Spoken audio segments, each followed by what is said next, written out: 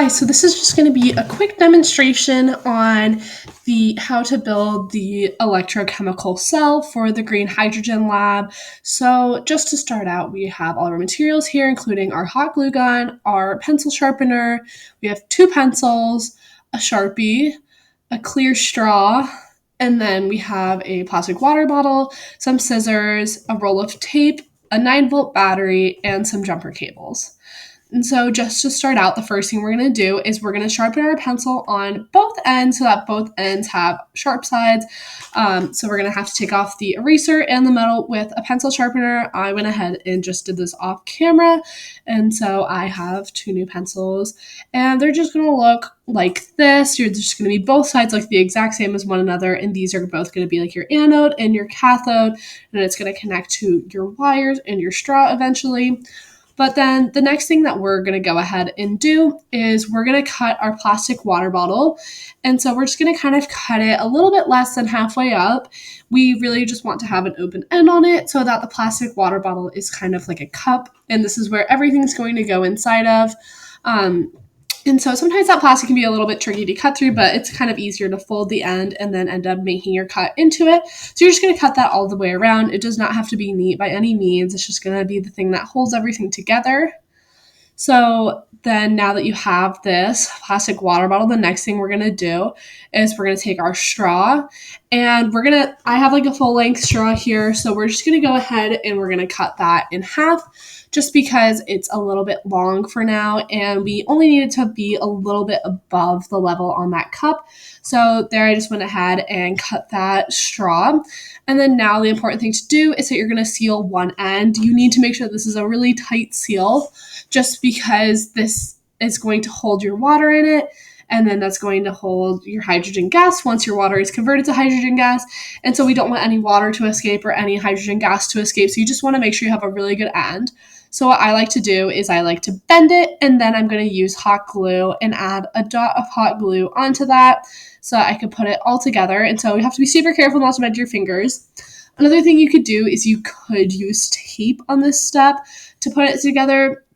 The only tricky thing with tape is that you're going to be filling your straw all the way with water and then you're going to be tracking the difference that your hydrogen gas is made, aka like how much hydrogen gas you've produced.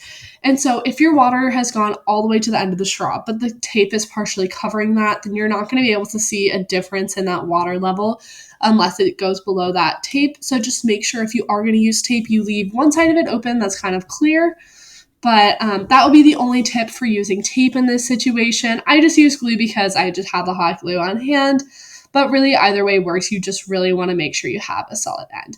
Now, the next thing that you're going to do after you make sure you have that end really, really nice and sealed is that you're going to cut a small hole in the side of the straw just because we're going to need to insert the pencil at one point. So once that side is completely dry, I just totally went back in and did some reinforcements on it, which is totally okay. If you're seeing that yours is leaking out at all, go back and add more reinforcements. We'd rather be safe than sorry, just because we really do want to make sure that we don't have any leaks in that straw. So I just went back and made sure that mine was reinforced. And then I went forward and I cut a small hole in the bottom. Now, what this is going to do is we need to insert the pencil that's going to serve as your cathode in the bottom of that straw. And so you need to cut a small hole so that the pencil can fit inside of the straw and is able to work as the cathode and be inside of the straw to produce all the hydrogen gas within the straw. So I just cut two little snips to make kind of like a diamond-shaped hole in the bottom. Be careful not to cut the straw all the way across. But then once I had this hole, I just tested it with my pencil to make sure. So if you could see there's a hole. It's a little bit difficult to see just because of the clear straw. But then I went and checked and saw that my pencil could fit inside of there. It doesn't perfectly sit in there, but once it's all together, it'll sit in there pretty well. So then after making sure that all of this worked, the next step to do is to fill up your straw and your cup with some water. So you can choose to do either salt water or tap water in this case. I just went off camera and I'm going to go ahead and fill this up with tap water. But you could choose salt water and you just need to stir it and make sure that you dissolve the salt in there so that it really truly serves as salt water. But either way totally works. They might work just a little bit differently, but this lab allows you to do either.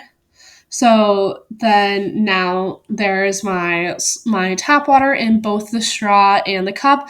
In the cup, it's about halfway or 2/3 full, and then in the straw, it's all the way to the top. When you're filling the straw, just make sure that you're holding the hole on the side so that you don't have any water spilling out. And then in order to put the straw inside the cup without any water spilling out, you're going to hold the small hole and the end of the straw in the same hand and then flip it over and place it inside the water.